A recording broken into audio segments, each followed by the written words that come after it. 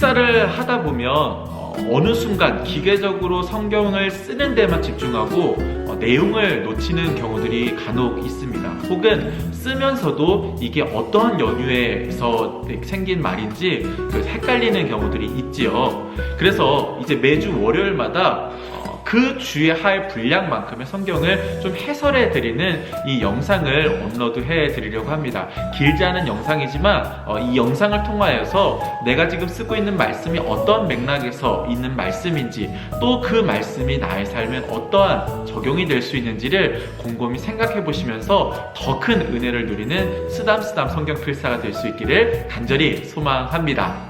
자, 오늘부터 우리는 출애굽기 말씀을 함께 필사를 하실 텐데, 특별히 이번 주는 출애굽기 1장부터 5장까지 말씀을 필사를 하게 됩니다. 그래서 이 각 장의 내용들을 한번 살펴보도록 하겠습니다.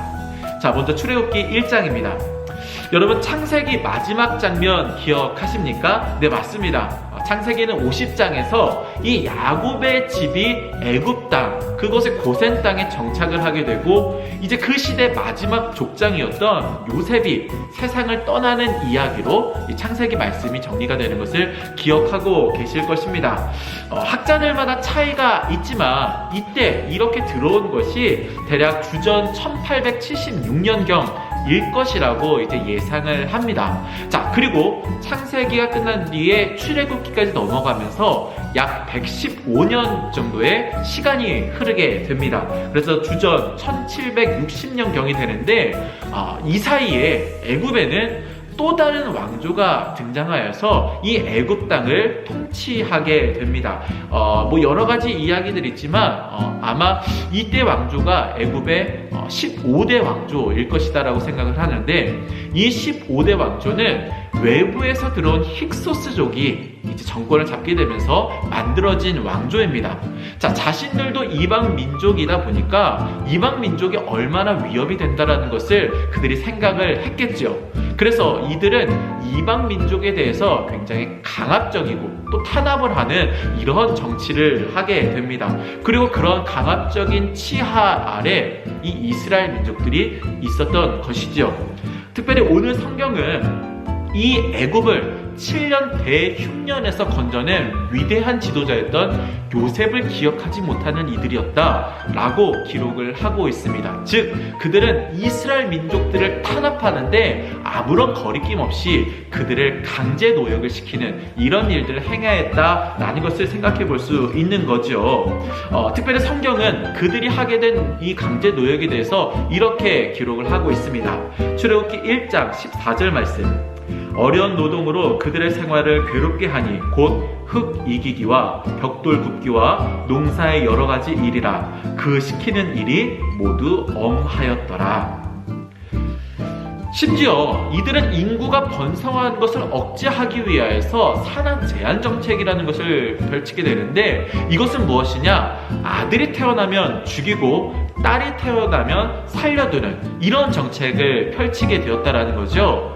다행히도 하나님을 두려워하였던 히브리 산파 시브라와 부하의 지혜로 먼저 이 위기는 한 번은 모면하게 됩니다. 자, 그러자 이 모습을 본 애굽이 정책을 약간 수정을 하게 되는데, 바로 아들이 태어나면 나일강에 던지고 딸이 태어나면 살려두라, 이런 식의 정책을 펼치게 됩니다.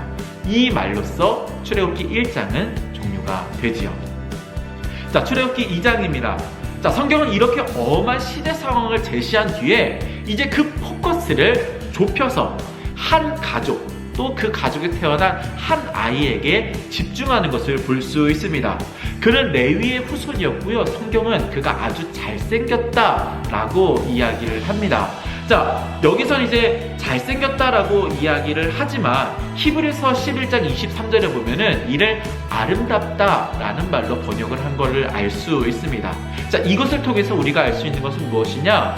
바로 그 아이를 숨긴 부모는 그 아이의 잘생김을 보았다라고 했을 때, 이거는 외향적인 그런 잘생김을 이야기하는 것이 아니라 그 내면, 특별히 그를 통하여서 행하시는 하나님의 그 선하신 계획을 보며 그를 아끼고 사랑하였다라고 우리가 해석할 수 있는 것이죠. 그러나 아이가 커가면서 이제 석 달쯤 되었을 때 더 이상 이 아이를 더 이상 데리고 있을 수 없다라는 결론을 내리게 되고요.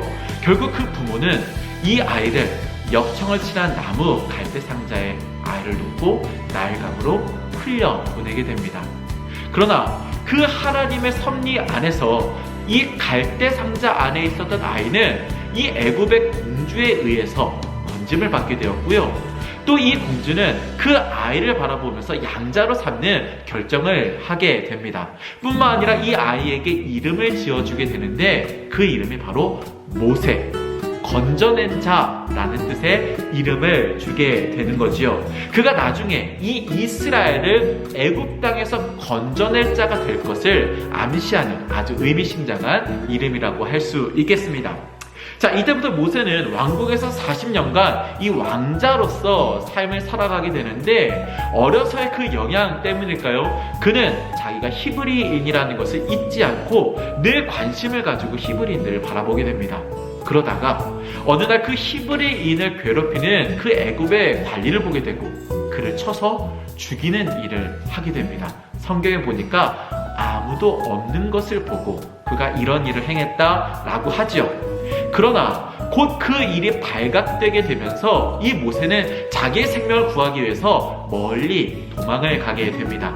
가던 중에 미디안 족장들 중에 한 사람이 루엘이라고 되어 있는 그 사람을 만나서 그 안에서 살게 되는 거죠.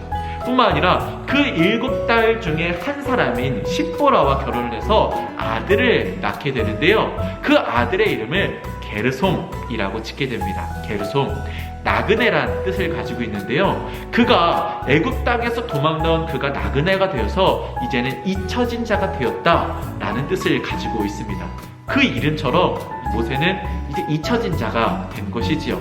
이스라엘 백성들도요, 자기들이 사람들에게, 특별히 하나님에게 잊혀졌다라고 생각을 하고 있었습니다. 그런데 웬일일까요? 오늘 성경은 이러한 말씀을 통하여서 결코 잊혀지지 아니하였다 이야기하게 됩니다. 출애굽기 2장 24, 25절 말씀.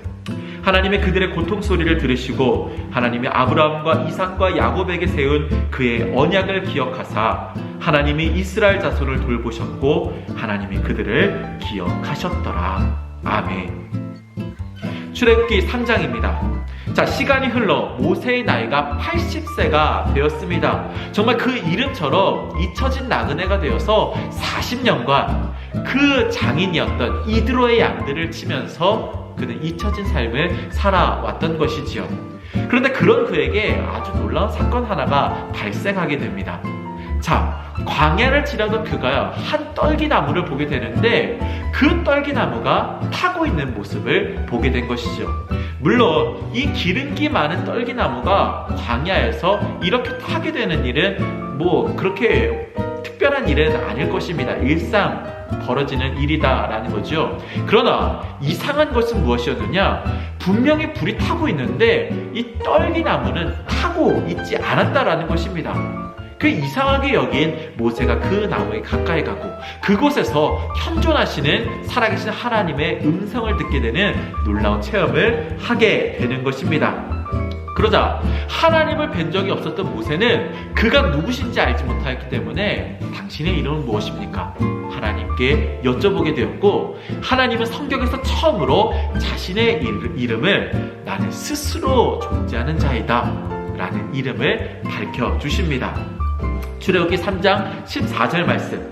하나님의 모세에게 이르시되 나는 스스로 있는 자이니라. 또 이르시되 너는 이스라엘 자손에게 이같이 이르기를 스스로 있는 자가 나를 너에게 보내셨다 하라. 아멘.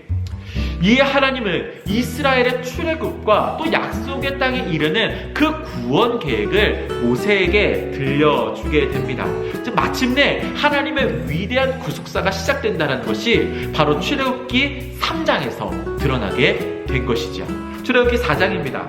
자, 그런 뒤에 하나님은 이스라엘 백성에게 보여줄 두 가지 표징을 그에게 말씀하십니다. 첫 번째는 그 하나님의 지팡이를 바닥에 던졌을 때 그 지팡이가 뱀이 되고 또 뱀이 된 그 지팡이의 끝을 잡았을 때 다시 지팡이가 되는 첫 번째 표징을 보여주십니다. 뿐만 아니라 그의 손을 품 안에 넣었을 때 그 손에 나병이 생기게 되고요.